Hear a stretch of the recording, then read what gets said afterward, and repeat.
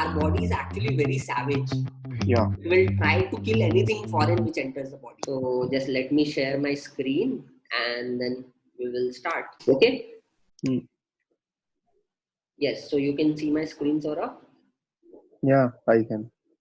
Okay, so your animal physiology section carries 20% of the weightage, and of which we have already started with body fluids and circulation chapter. Okay, and what we in the last time completed was this section, which was blood, and in that specifically the components of blood. So one of them was plasma and the second one was formed elements. Now we will start with blood group. Yeah. So when you talk about blood group, so blood group is very important factor for anybody's life. When I say important factor for somebody's life, why I'm saying that? Because if you transfer a wrong blood group to a person, like the RBCs which are already present in the person, those RBCs would start dying. Yeah. Or getting destroyed. Why they are getting destroyed is because if you see the structure of RBC, you will find that these RBCs, they have a very specific, like let's actually draw a RBC here. Okay, so if you see this is the RBC. So this RBC would have a lot of antigens on it. Okay, so like consider these are the antigens here. So when you say this antigen, you already know antigen antibody reactions, correct? Yeah, antigen antibody reaction. Correct. So what would actually happen is, like, if this is an antigen, so this antigen would have its own specific antibody. So that antibody would be connected to this. So here there is an antigen antibody complex which is formed. So now if we see this RBCs, they also have antigen. So if they have antigen, they would have its complement antibody. Okay. Now, when you say this antigen and antibody complex here, so this antigen which is there, they are present on RBC. But the antibody which is there, they would be present in plasma. Okay. Okay. Is it clear? Got it. Yeah. So let's see here that for human beings, we have two types of blood grouping. One which is called as ABO blood grouping and second is called as RH blood grouping. And both of them are nothing but antigens. So they are named because of the antigenic properties. So when you talk about ABO blood grouping, it is categorized because the antigens which are there, they are present on the surface of RBC. And when it says that ABO blood grouping, here actually only two antigen A and B are present. O is not an antigen. Okay. Okay. So there are two antigens. One is A antigen and another is B antigen. And both of them are present on the surface of RBC. So of which the stars, what you can see, these are antigens. So there is one A antigen, another would be B antigen. And just because of that, those antigens would have their specific antibody in the plasma. So antibodies are present in plasma and antigens are present on surface of RBC. Okay. So now when you say distribution of this antigen and antibody, according to that, we can actually form four blood groups. Okay. So one would be A, second is B, then there is AB, and finally O. If a RBC has only A antigen on its surface, then the blood group would become A. Yeah. If it has B antigen on its surface, it would become B. B. Right? If it has AB, it becomes AB blood group. And if it doesn't have any of the antibodies, antigens, then it becomes O. O. Okay, so in O, we don't have any of the antigen. Okay. Okay. So now when we talk about blood transfusion, when a person is going to receive blood, okay, so at that time, this blood group is very important. And that's why if you see the blood bag, okay, the pouch in which the blood is stored, it always mentions that which blood group it is. And that would be always mentioned in bold and clear letters so that nobody should get confused. Because if the wrong blood gets transfused in the person would suffer from clumping, which is nothing but destruction of RBC. So already he has lost a lot of blood, and when the person transfused the blood in him, what he did a wrong transfusion. So what would happen? The already RBCs which are present in the blood, they also would get destroyed. Okay. So that would create a lot of problem for that particular person. And that is the reason we always look for the right blood group in the person. Yeah, correct. Now, in this chart, you can actually see that what are the various type of blood groups we find. Okay, so if the person has A blood group, so antigen on his RBCs would be A. Right? And in his plasma, you will find anti-B antibodies. Understood this?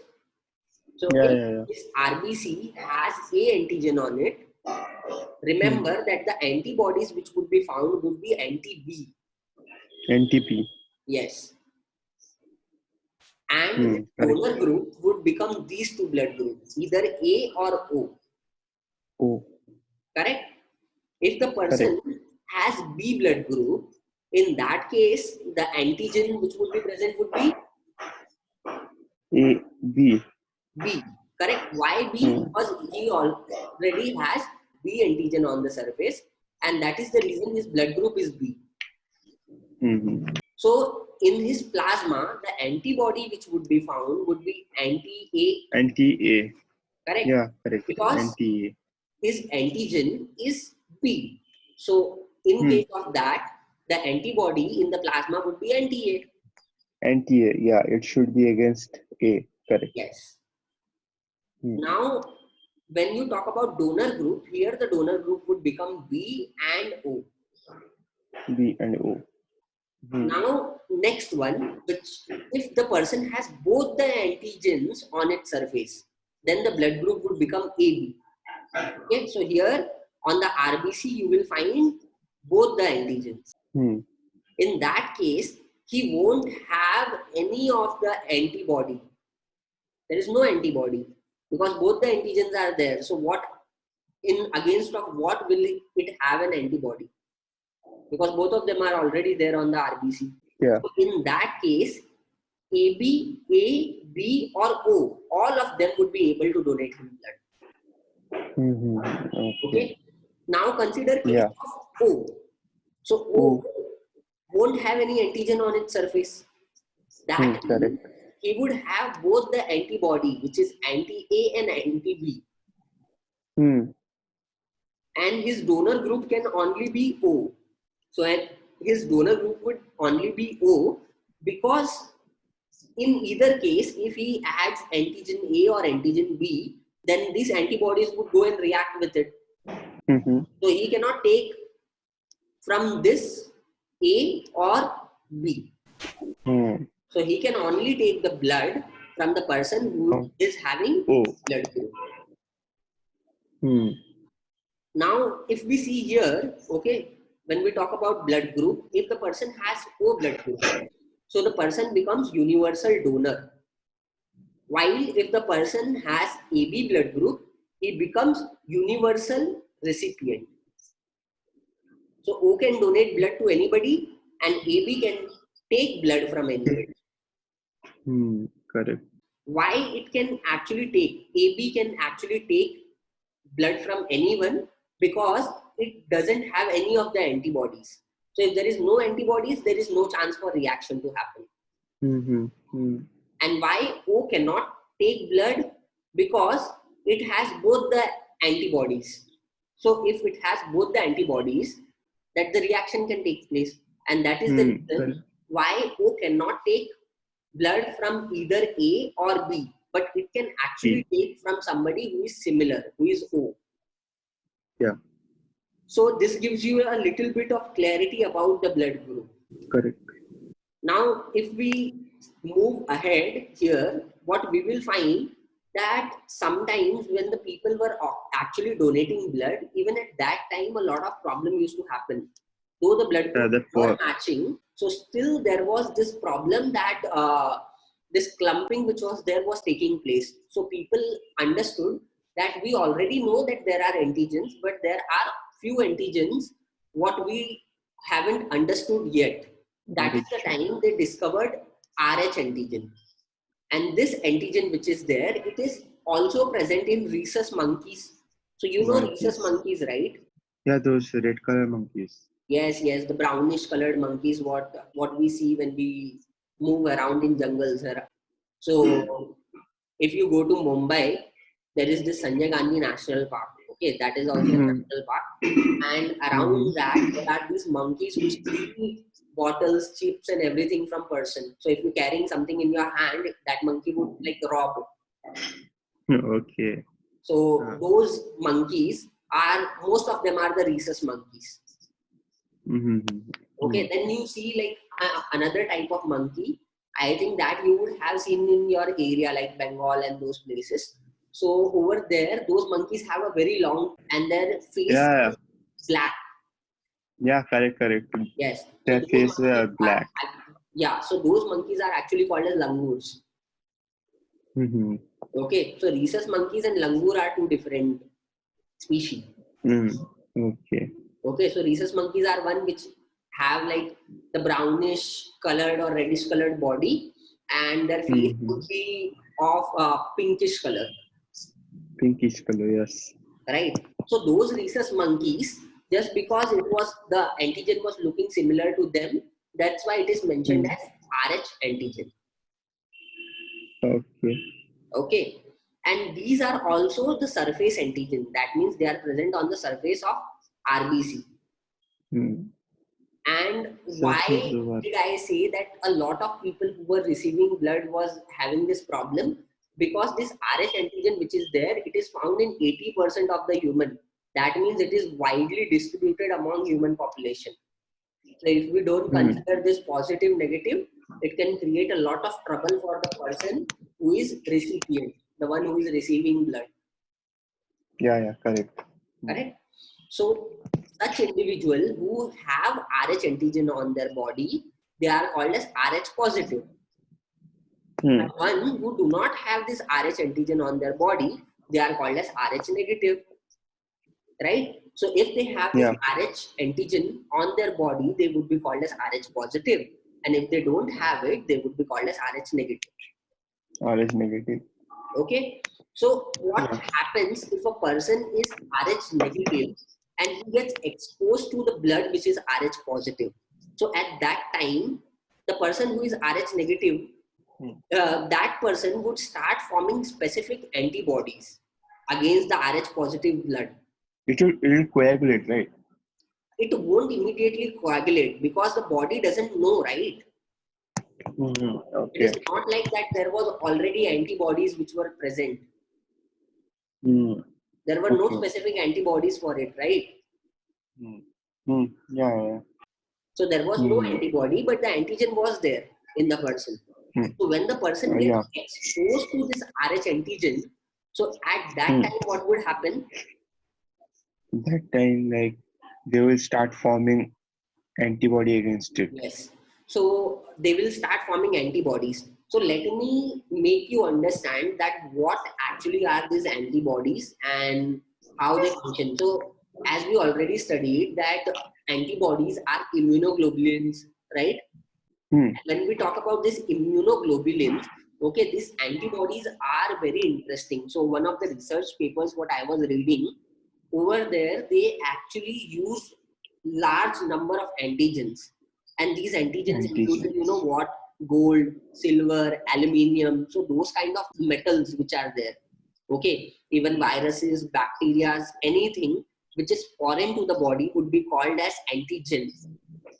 Antigen. Okay. Okay. And they observe that whenever they put this antigen in the body, our body automatically goes and identifies it. Okay, it goes and looks for it. That if it is if it is an antigen, then our body would fight it, because our body doesn't want anything foreign to enter. Mm-hmm. Okay, so in that case, what it will do, it will create antibodies against that antigen and would destroy that antigen. Our body is actually very savage. Yeah. It will try to kill anything foreign which enters the body. Yes. Okay. Yeah. So if here the antigen entered the body would create what? Antibody. Antibody. Correct. And that is the reason when the viruses or bacteria they infect us the first time, our body is not able to respond faster. Mm-hmm. Correct. But the second Yeah. exposure, third exposure, fourth exposure, by that time our body becomes very much understanding, like it already has the antibodies in place. Okay, so there are millions of antigen and our body can create millions of antibodies. So now imagine here there was a person who was Rh negative. That means that person wasn't having Rh antigen in his body. And in that case, if somebody adds Rh positive factor, okay, he adds the blood which has Rh positive in it, that means a new antigen was added. And what would our body do? It would immediately, the person who has Rh negative blood group, okay, he would immediately start creating antibodies against this Rh positive blood. So next time when this foreign Rh positive blood enters the body, what would body do? It would create antibody against that blood. Antibody. Right? And it will kill those blood cells. So when a person's Rh factor doesn't match during the transfusion, okay, not during the transfusion, but before the transfusion, this is case of Rh incompatibility. That means the Rh are not similar, they are not compatible. Okay, and a typical case of this Rh incompatibility can be seen in a case which is called as erythroblastosis fetalis. Erythroblastosis fetalis. Okay. Okay, now the word, you just need to break this word and understand. Erythro means blood, right? Erythro, the red colored blood. RBC. Yeah, correct. Correct? Blastosis, by that, how I remembered in my college was, I remembered it to be blasting. The RBC will blast, right? Yes. So that's why erythroblastosis. Now the word is ahead is fetalis. That means it happens in fetus. So the RBC of the fetus starts getting destroyed. Okay. Okay. So in whom this can happen? Can this happen in Rh? Whose RBC would be destroyed? Rh negative ones or Rh positive ones? Whose antigens will be destroyed? Whose RBCs would be destroyed? Positive ones. Exactly. The one who has Rh positive, their RBC would be destroyed because the antibody would be present in the Rh negative person, correct? Yes, correct. Okay. So let's discuss about this erythroblastosis fetalis. So what actually happens, consider this case that the mother who is there, she is Rh negative person. Yeah, okay. And that Rh negative female who is there, the pregnant mother, she has a fetus which is Rh positive. Okay? Okay, yeah. Yeah. So if she is Rh positive, like if she has Rh positive fetus, when the fetus is there in the body, it is actually covered by placenta. So there is no direct exposure of the mother's blood to the blood of the fetus. But when a female is delivering the child, when that child is delivered, right? When yes. the child would be delivered, at that time there is chance for mother to get exposed to that fetus Rh positive blood. So when this blood mixes, when the Rh positive blood of the child would mix with the Rh negative blood of the mother's body would understand, okay, this is something foreign. I don't have Rh positive factor. So what would happen at that that mother would start creating antibody. Hmm. And when in future she becomes pregnant with a Rh positive child, the mother's immune system would go and destroy the RBC of that second fetus. Okay, and once this RBC starts getting destroyed, right? The fetus start getting destroyed. The fetus won't have a lot of RBCs in him. That means he won't have much more of hemoglobin. Yeah. Right? Correct, And correct, just because he doesn't have hemoglobin, he will get anemia. Also, he will get jaundice. Yeah, correct. Right? Then the So fetus in that finally case, what? Then the fetus finally it may lead to death. Yes. So in that case, because of this severe anemia and jaundice, the fetus would die. But there is one way in which we can save the child, like the future child. How? That when we know that the female gave birth to the first child, at that time, if we give that female anti-Rh antibodies, okay, what we give her? Anti-Rh antibodies. Anti-Rh antibodies. Yeah. So if we give her anti-Rh antibodies at that time, during like immediately after she delivers the child, at that time she would be able to survive. Okay, fine. Understood? Yeah. So this was entirely regarding Rh incompatibility and a special case called as erythroblastosis.